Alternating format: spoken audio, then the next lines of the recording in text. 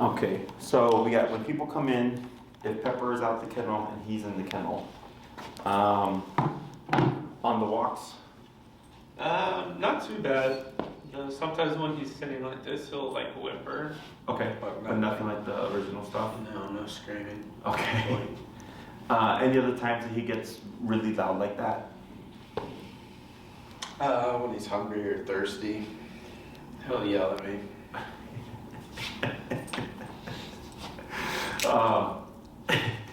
So is this like around feeding times and stuff, or? Yeah, if he sees me like walking towards the kitchen where the water is. Okay. Have you tried correcting that at all? No, we need to do the bonk thing? Yeah. Because that would be something you would bonk. Like if you're like even if you're sitting down and he's like, hey, put water in my bowl, you know, that you could definitely bonk like all that stuff on the inside to see if it helps curb that indoor vocalization. I mean, you're not gonna, how would you say, get a completely like quiet dog because he's just a vocal dog as is. But it should be, if outside is doing better, good. That just means we just have to transfer that stuff inside. Okay, anything else? No, it's pretty much the same. Okay. So today, I figured what we could do, because for the recall stuff, does Haley work Saturdays? Or? She does sometimes. Okay. She works at a hotel, so her schedule kind of depends. I see, I gotcha. Because for recall, I'd like to, if you guys were both here, because it's a two-person exercise, so everyone's on the same page. Thank you. So what we'll do today is just like throw basic stay stuff, unless there's anything behaviorally you needed to work on. No, yeah, that sounds great to me. Yeah. And the stuff that you noted inside, like even like, well, I guess if Pepper is out, you're talking about when he's in the kennel and he's vocalizing. Yeah. Is he vocalizing because he's upset that she's out the kennel? Yeah. Or, gotcha. That and like he can't do anything about it. He can't play or jump around, sniff. He's got to stay in his kennel. He's mad. How long will you do that for? 10 minutes maybe. Gotcha. One thing you could try there is if Pepper's gonna be out, have him collared up so you can correct him as soon as he starts vocalizing. I would already be 90, 100.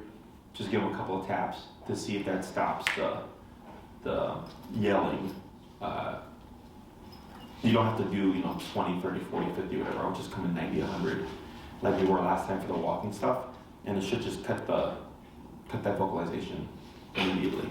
Okay. So you'll just have to you'll be proactive about, okay, I'm gonna have Pepper out, at 1 o'clock. I know he likes to vocalize for the first 10 minutes, so I'm gonna have the collar on him at 10:50 or 12:50 or whatever.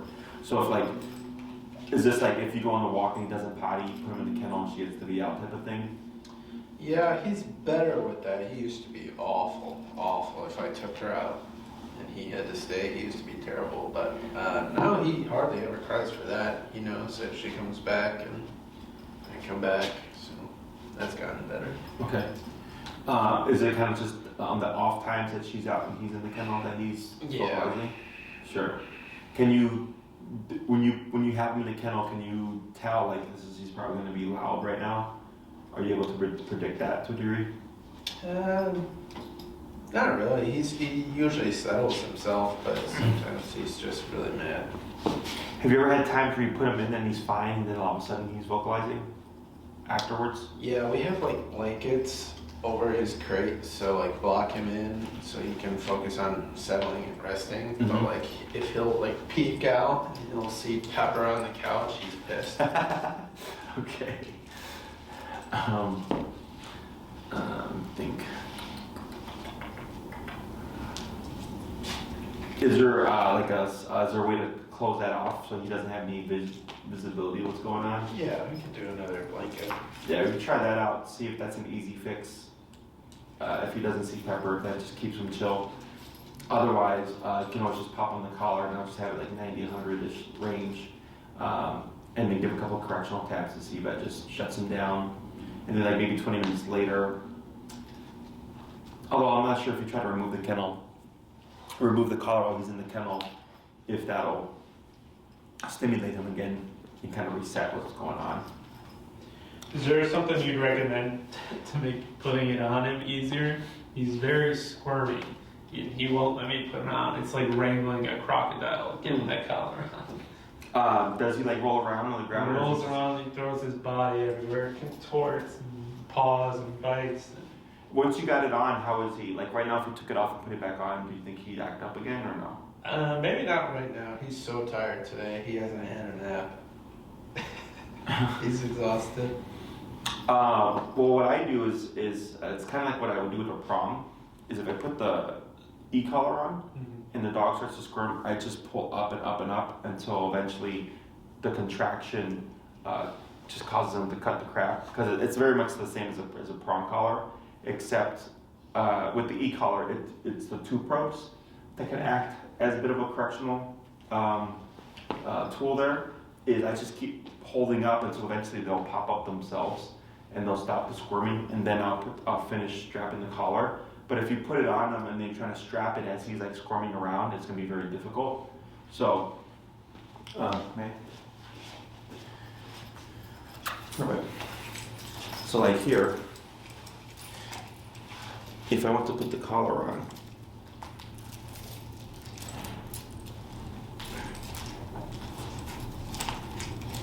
right, and he started, well, one thing is I do it this way. I do strap coming through the right.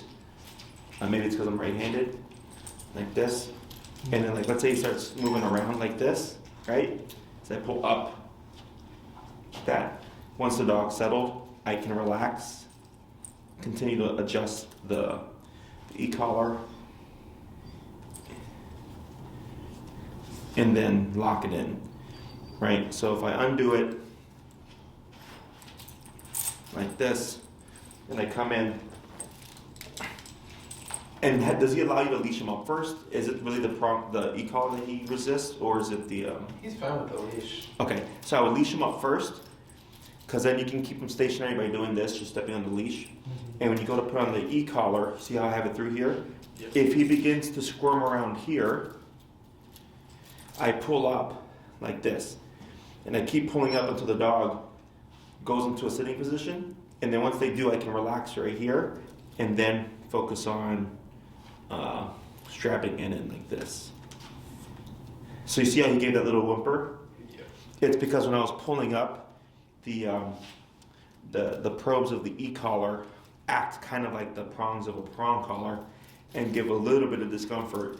And then once the dog settles, I release it so that he understands that squirming and stuff isn't going to help. Okay? But if you try to strap the collar and he's rolling around and all that nonsense, it's really difficult. So I would leash him up first. You can do this to kind of keep him stationary. Go in with the e-collar, pull up. If he's squirming, keep pulling up. And then once he settles, relax. Okay? Why is he crying? Here you go. It's just a crying boy. Yeah, I would try that out. And he should stop the squirming, because he's going to realize that the collar you're putting on him itself will correct him without the need for stim. So then all that should, I would say, within a few days, if you're consistent with every time you put it on, he should end up stopping that behavior. Yeah, I guess it's still new. I mean, Pepper hated it at first, but now she's so still when I put it on, because that means she goes out. That means Yeah. she goes to play. No, for That means sure. She's going in the car, so. And if he does a good job with, like, you can always have, food on hand too. So if he does a good job with letting you put it on, you can reward those times. And the times he's like squirming around, we don't reward. To help him differentiate why is it that sometimes they get fed and sometimes they don't. So, but I would try either of those things out.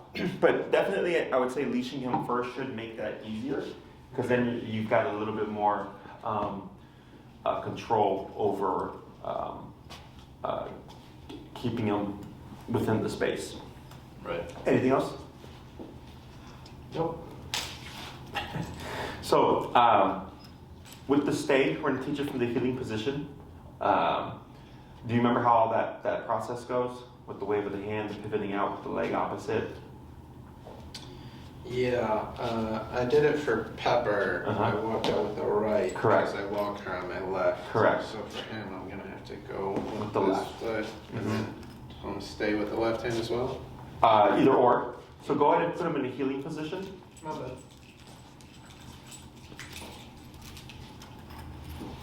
And then go ahead and just do a quick heal. You'll walk down and back and then come to a stop where you are right there, just to get him in the...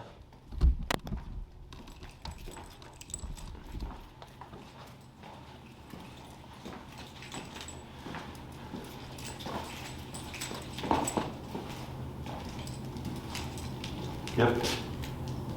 Good.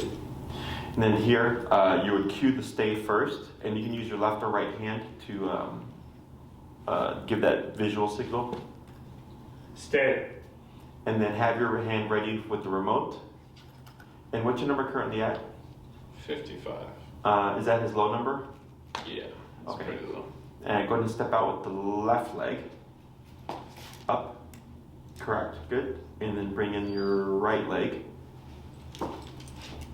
Up, tip. There you go. Good. And then pause right there. Cool. Up. And then relax. Good. And then turn to face him. Yep. Up. Then relax. Good. And then you're going to step back in using the right leg. Like that. Perfect. A little bit of praise. Good boy. You want to try that 4 more times. Heel. Heel. Right leg. Or towards that, so it doesn't matter.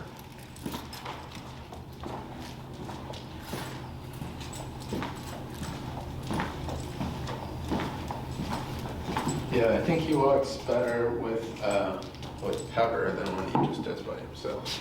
Oh, really? Stay. Stay. Yep. Good. Turn the face. Very good. Back to side. Good. Praise. Good. 3 more. Heel. Good.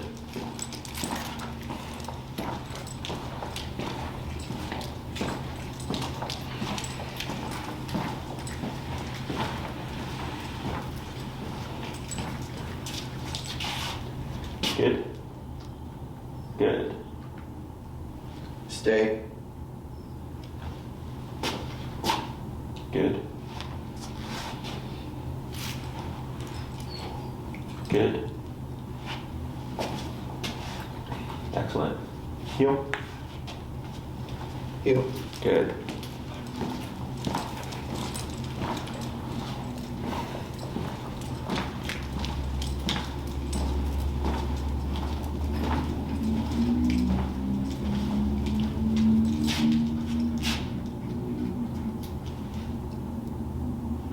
Stay. Mm-hmm.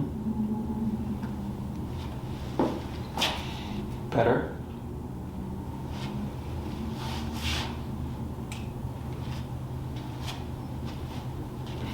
Good. 1 more. Heel.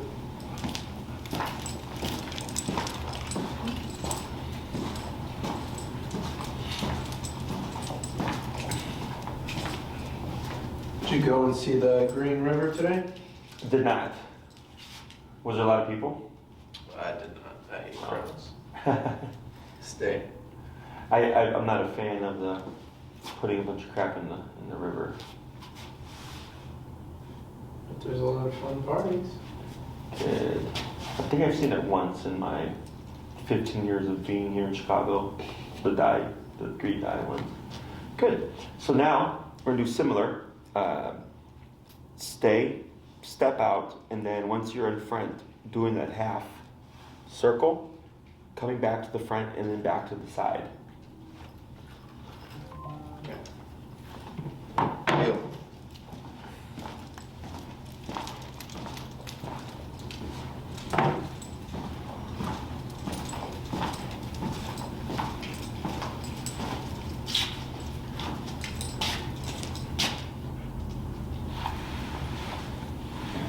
Stay. Good. Should I go this way or behind me? So go ahead and turn the face first, like that, perfect. And now you'll do the shoulder to shoulder half moon walk.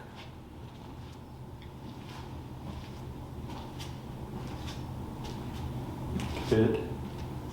And then you come out this way because you want to come to this shoulder. So you're doing the from here all the way over here and then back to his front to his side. this side.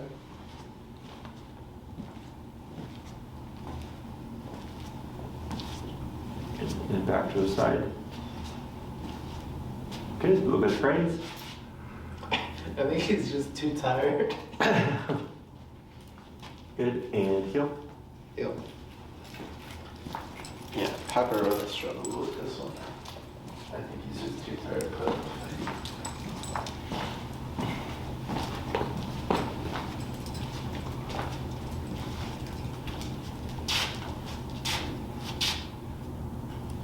Good. Stay.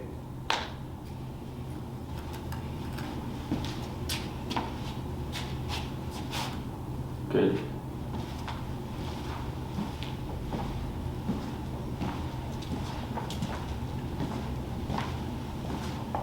Up. Yep. Yep. There we go. Cool. And then continue to walk around.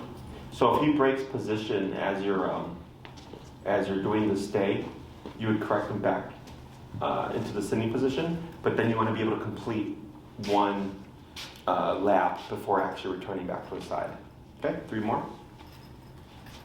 Heel. I might have only done it because I grabbed at the remote. He might have done something this kind.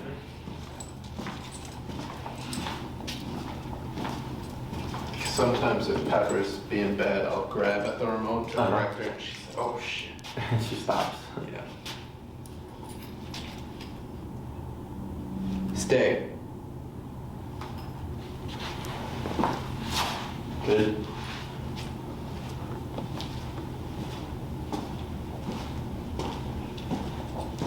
Up, tip, tip. Good, good.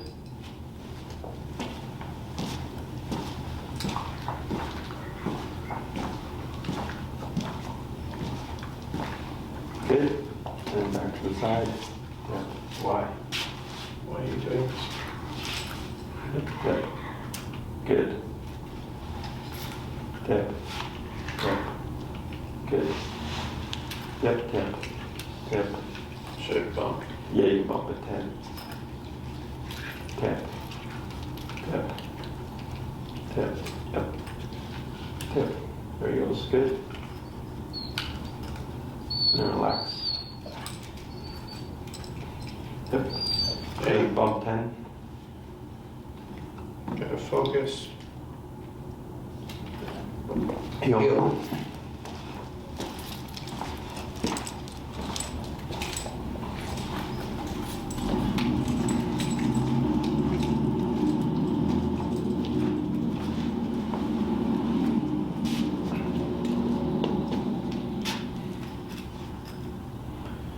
Good. Stay.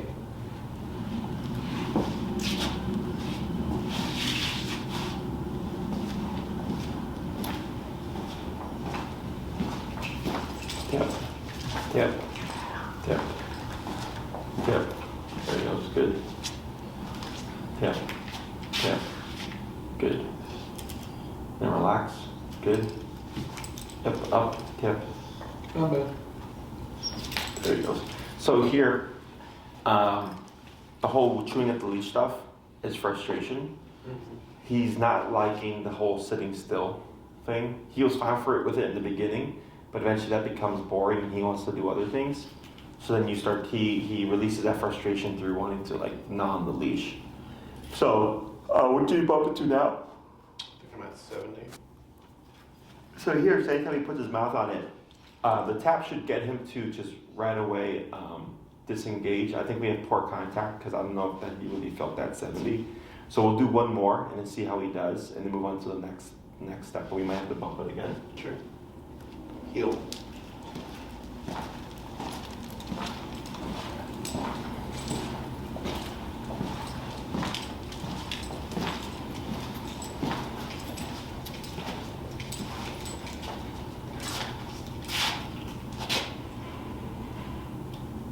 Good. Stay.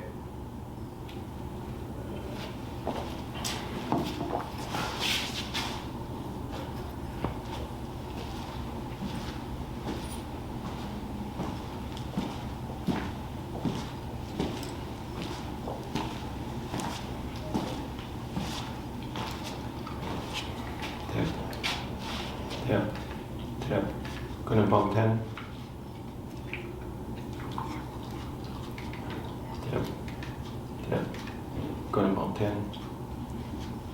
Tap, tap, tap, tap, tap. Go to about 10. Yeah, it's on. I can see the light flashing. Just get a fuzzy neck.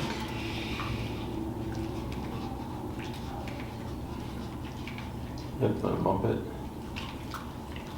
Tap, tap, tap, tap. Yeah, I think we got poor contact there. Let me see.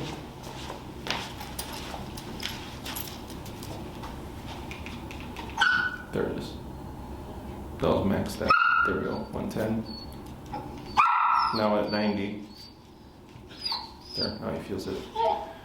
So like, if you're if you're up in that 90 range and you see nothing is happening, it means we have zero contact. And that's because of the fur. So then what I do is I just crank it real fast as I'm tapping. So I hit 127, then he felt it. And then from there I went backwards because now I've achieved the contact. Okay, so this way you're not sitting there while he's chewing the leash, and then by the time you get to the number, he's already chewed through it.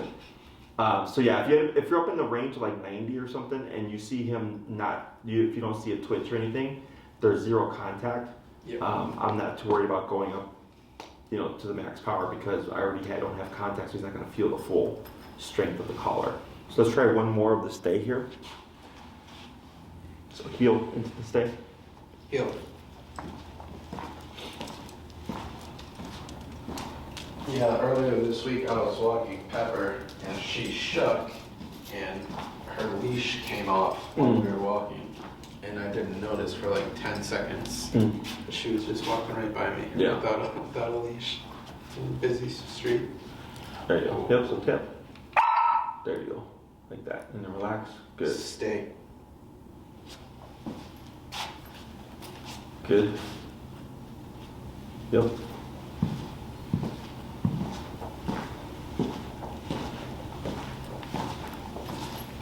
Tip. There you go. Much better. Yep. Back to the side. Excellent. So now we're gonna do similar concept. Heel, stay, walk around, come in. You're gonna give him a lot of praise. And then you're gonna step out and then walk around again, but you're not gonna repeat the stay. Okay, he should be able to hold all that. Heel. Yep.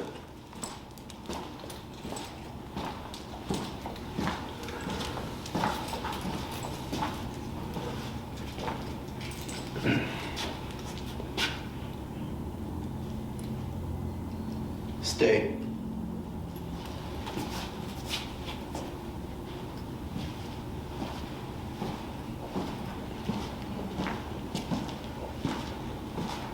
Tip.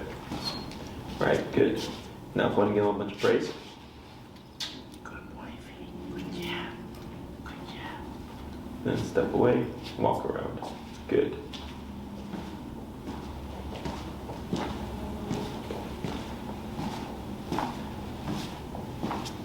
Good. Back to the side.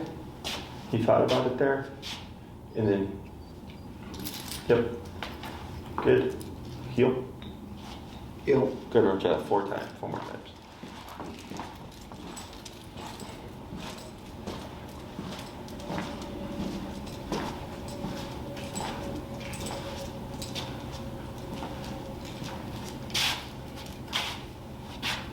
Good. Stay.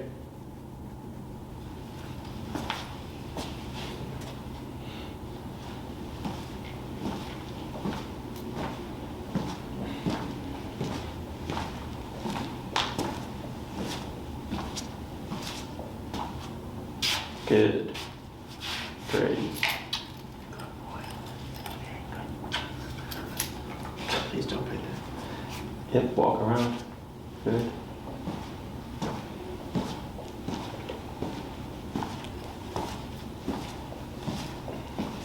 Very good. Good. 2 more. Heel. Heel.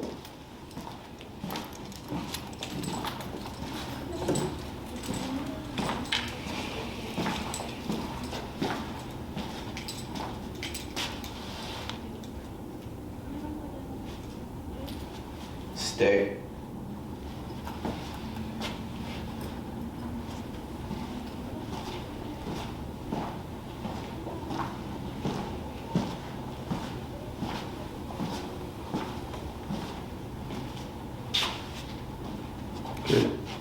Praise. Good. One more walk around.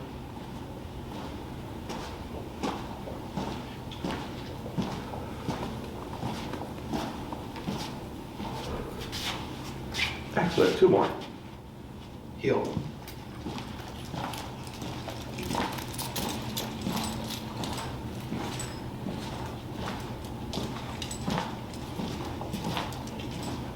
I don't know if I should give him a lot of credit for doing good or if he's just too sleepy. Well, he was starting at the beginning, like he was fine, but then when he started to get frustrated, right, and he was biting the leash and stuff.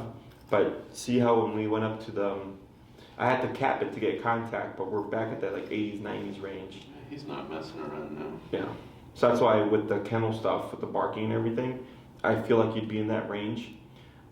If you go to 90 and like you don't see anything happening, keeps barking, like don't be afraid to just keep going up. Because once you get the contact, you can always bring it down. But most likely, because last week I think we were at like 90 or 100, right, with the walking stuff. Yeah. So I imagine it would be the same for the barking in the kennel. Okay. Stay.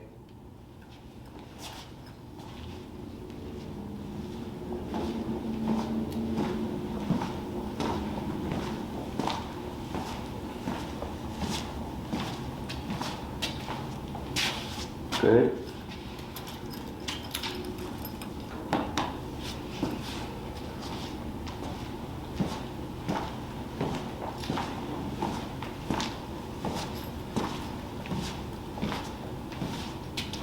Good.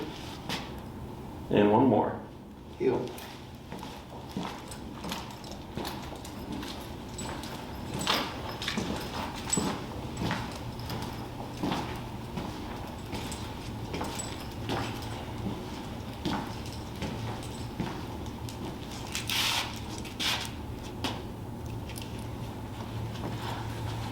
Stay.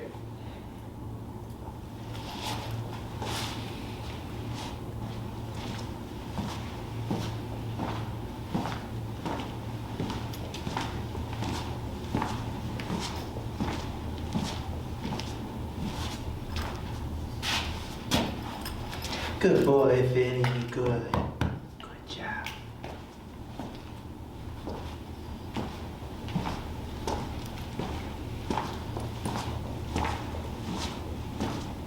Good. And praise.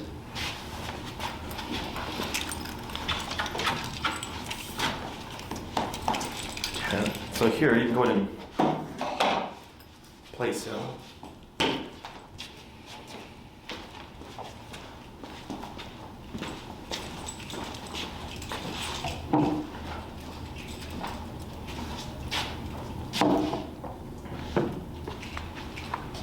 Place. And then you can have a seat. Just hold on to the leash and see what he does.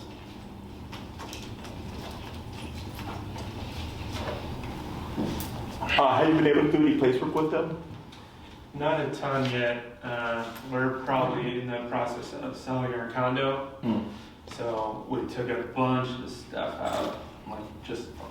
Like 5 car fulls of just like all our personal stuff, so it'll be clear when people come by to see it. Yeah. So in that process, we got rid of some of the beds that we typically use for place, crates as well. Those had to go. So we haven't been able to work on it a ton, just because we're either at home and there's not a lot of stuff or time because we're always cleaning, or they're at my mom's, so that people can be at the condo. Sure. Let me think here. And you said he's doing better with the potty training stuff, or? Yeah, he was on like a 2-week streak that he broke today. Oh, really? Yeah, he just drank too much. Oh, okay, sure. Peed inside. So with the stay stuff, when you go on your walks, when it's just you and Finnegan, anytime you come to a stoplight, you can practice your stays as you're waiting for the stoplight. After he poops, you can pull up, tap him, stay, so you can pick up the poop and he's not like wandering or anything like that. Yeah. Some clients have their dogs stay or wait for their food. So you're just trying to find places to apply it throughout the day. So they like I don't really do training sessions like this first day. It's more so once I've taught it, I just tell clients when you get the opportunity throughout your day, practice it. I'm trying to think. There's another one. Stoplights. Oh, if you're gonna throw something away, tell them to stay, on the sidewalk or whatever. And you walk, go to toss it, come back, heel, just to get them used to the difference between walking commands versus stationary commands. So you don't have to go out of your way to practice the stage. Just whenever you go on your walks, just find places to incorporate it. For the place command stuff, if you guys still have like towels or something, it doesn't have to be anything fancy. Just a towel big enough that you can lay down. So this way you're not committing to have stuff like around the house or whatever while they're trying to show the condo. And it's an easy thing to put away and wash if needed. But this way you can keep the place work still going. Because you guys are expecting, correct? We are. Yeah. So then this way we don't lose any time on the obedience stuff that you've done already, and kind of keep that going. Thankfully, I think he still knows what the deal is. Yeah. So yeah, anything doesn't have to be anything fancy. Like you could literally use a towel, as long as it's big enough for him to lay down on, and as long as he can recognize the difference between the towel and the flooring. So like I wouldn't want to use a white towel here because it's a white tile. I would use like a black, blue, green, brown towel to differentiate for him visually, like where he's allowed to be and where he's not allowed to be. So that's another way or a means of practicing place without having to use the dog beds or having the kennels or whatever taking up space, is using some kind of towel or even like a small blanket. Mm-hmm. So we've covered the heel stuff, we covered place, we did the 2 dogs, we covered stay. The next one I'd want to cover is recall. Ideally we'd want to have Haley here so we could work with both of you guys. Mm-hmm. The kennel stuff or the behavior stuff, definitely want to hop on that with the bonker. Get that out the way if possible before the baby comes. So this way you're not trying to correct him while the baby's crying or whatever. Like it's already just been established. He knows to just keep quiet. And this way, if it doesn't work, we still have time to try to find a solution before the baby's here, and then you're trying to do again all that stuff at once. So I would start implementing the bonker as soon as possible, making at least 2 to 3 of them, and then anything that you don't want, like the what was it that you mentioned earlier? Yelling at you for food or water or whatever. Yeah. You can correct that. Coming up and barking for attention or pawing at you for attention or whatever, that can be corrected. Technically, if you catch them peeing, you can correct that too. It just has to be in the act of peeing or whatever when the correction happens to dissuade him from doing that within the home. If you see that he's already peed and there's a puddle there and he's already walked away and gone, there's nothing you can do. It's happened. He's not going to remember that. Yeah, definitely incorporating the bonker and applying it to correct anything that you don't want him to do within the home. Try to knock all that stuff out now, or as much as possible, so this way if there's anything left over that we need to work on, we can do so with the classes that we have and the time that we have. Biting too, right? That could be a bunk. Yes. Is it with play and stuff or getting attention? Yeah, he plays. He just nibbles on me. Yep. Definitely correct that. And then when the baby comes and stuff, I always tell people to set boundaries, which can be done with the bonker too. So if you're carrying the baby and he comes to try to sniff the baby or whatever, I would correct that. Because he can sniff the baby from 10 feet away. He doesn't have to be right here to sniff, right? The reason why I suggest that is if we know he's already want to use his mouth to want to initiate play or get attention, a sniff can very easily become a little nip on what's going on, play with me or whatever, or wanting attention from the baby.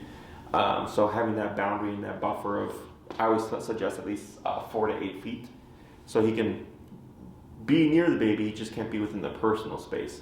And then dogs end up learning to give the baby space so that when they're crawling or walking around in their little stroller things, or once they're fully walking around, he knows just to naturally give the baby space. Because I've had dogs knock down kids, with clients and stuff because they don't set boundaries with them.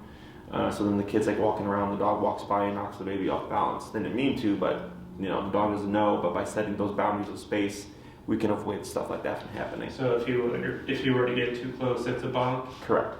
I would say at least 4 feet. That's the most I would allow them to get close. Yeah. It's always about setting boundaries with the dogs, because for them, like I had a client, and I told them when I showed up, their dog had already bitten like 3-4 people, but they were like, oh, but the dog loves the kids. Like we've never had an issue with them with the kids. And I said, you haven't had an issue yet. So my suggestion is these kids are never unattended with the dog, because they would leave them with the dog alone all the time and stuff. And I said, you never know if something's going to happen. And then 9 classes into a 12 class program, I walk into the home and like everybody's like very solemn and like sad. And I was like, right away I was like, what happened? Oh, the dog bit one of the kids. And I was like, well, tell me what happened. They're like, oh, well, he was chewing on a water bottle, and one of the kids went to take away the water bottle, and he nipped the kid on the arm. And they're like, he didn't puncture, it was just like a scrape and stuff, but still, like, he shouldn't have done that. I'm like, well, I told you at the beginning of the program, don't leave your dog unattended with kids, and also you put too much trust in your dog with the kids. And technically speaking, he wasn't biting the child to be aggressive, he was biting the child to set a boundary of, don't touch my things. And they do that through biting, right? I was like, and that bite was a good bite because he didn't puncture. He could have. He didn't. He just did a quick bite and release, left a little bruise. I'm like, he can because he has bitten 3 people already. So clearly that was an estimated or like he thought about it. Yeah. And then 2 weeks later, happened again. Same dog, but another kid. And I was like, what happened? Oh, we don't know. We weren't in the room. But it was a kind of like a mistake. They didn't know that one of the kids was still in the room when they left. So they think that the kid tripped and fell on the dog. And then the dog bit the kid in the face. But same thing, he didn't puncture. He just real quick nip and release bruised the kid's face. But then I told him, I was like, I get it, shit happens. But this was a dog they literally had for years, no issues. They start training with me, and I tell them, I forewarn them, too much trust. These dogs and kids should never be left alone. That's just a general rule. But also making sure that the kids recognize boundaries with the dog, because if you don't set it, the dog will set it, right? And it's not that every dog will, but you don't know if they will. And then some dogs don't. Like he was good about inhibition. Like he was good about like, I'm gonna warn you right now, don't touch my things. Other dogs aren't like that. Other dogs just do a full-on bite because they bite their puppies to correct them. So your baby is technically just like a puppy to the dog. But obviously, nipping and biting doesn't translate well into the human world because we don't have fur to protect our skin. So then, like growing up, would you recommend like telling the baby to like leave the dog, and, like not get in their personal space? Correct. So what I do is I always suggest that clients wait until the child understands the concepts of gentle and slow and like soft, They're not just ruining that. Exactly. Because I get dogs that don't like the baby sometimes. So the parents obviously freak out, and I'll tell them, don't worry about it. Set these boundaries, and over the course of time, which is technically years, the dog ends up seeing the baby grow. And the thing is, puppies mature very fast. By the 8th week, they're already running around playing, right? Humans develop very slow. We got the crawling into the wobbling, trying to walk in the little stroller thing, right? There's all these stages that some dogs are fine, and then when the baby starts crawling, the dogs start growling. The owners freak out, the parents freak out, and they go, that's normal, because now there's a change in what's going on. But by having these boundaries like this set, it just allows them to grow up with each other. That by the time we start to introduce the child to the dog's already like, I've seen you for years. Like you're just a part of the family now. But then also, I had another client who they told me the story that they had a German Shepherd, and the kids would use the German Shepherd as a stepping stool. So they would, like, if they wanted something off the kitchen counter, if the dog was sleeping, they would step on the dog and then grab something off the kitchen counter and step off, right? And when they told me that, like, I was just like, that's not good. But then later on, what happened was kids will take how they treat their own dog and apply it to other dogs. Okay? So then they use their dog as a stepping stool. So when the one kid went to his friend's house, guess what he did? Used the dog as a stepping stool. Didn't work out well. He got bit. And he got bit, right? And I told him, I'm like, that's not on the dog. I'm like, that's on you taught your kid it's okay to step on dogs, and your dog was okay with it, but the other dog was not. That's a correction, you know? Yep. So that's another thing is when you teach your child boundaries and like ask for permission to pet the dogs, even if it's the family dogs, the child grows up with that, and then outside of the house would do the same thing. They would ask for permission to pet a dog. Or, if you taught them not to like hang on them and like, do all this stuff with their ears, they're learning those boundaries so that they're not applying them to other dogs that may not be okay with it. So, because everybody always does that, oh, Jesse, my dog's fine with it. My dog, you can do whatever you want. I go, I understand that. Your dog, maybe. But what about other people's dogs? That's what they're learning. But then also, you don't know if one day your dog's going to be fed up with it and decide like, hey, today I don't want you pulling on my ears. And then they decide to correct the child. So those are just things to keep in mind, obviously, for the future. And we'll review those things too, and if needed, we can always do a session around like the dogs and the baby or whatever. But I always recommend boundaries so that we avoid any potential things, mishaps from happening. Sounds great to me. Anything else? No, I think I'm okay. Just need more practice. Client? Awesome, thank you. I'll be there in a moment. Would you like her on the training floor, or are we? Is Enrique on the top floor? He's not on it yet. You can let him tell him that I'm going to go in there with her, Okay. and then I'll be there in just a second. Yeah. Okay. So and then if you guys, because I think you're doing 9 with this guy. Yes. I think applying the bonker stuff, correcting all the noise stuff in the home, start that process now. We can cover recall, and that would be like the last kind of obedience thing that he would need to know. That leaves, I think, classes, because this is 5, 6. So we can go through, and if you wanted to save a class or 2 at the end, let's say the last class, for when you bring home the baby, just to make sure, if you come bring him or her home, and there's growling or something, you still have a class, and we can cover how to approach it. Sure. I've had the happiest go luckiest dogs, even golden retrievers, and then the parents bring home a baby, and then the golden retriever's growling at the baby first day. Yeah. There's no way to predict how it goes. Like even the friendliest dogs sometimes have are uneasy about introducing a baby into the home. So we can cover all this stuff, and then we'll talk again, and then you can always save a class or 2. Just in case something pops up with the baby, you're covered. You still got some classes to tell us where it's at. Okay? Let's do it.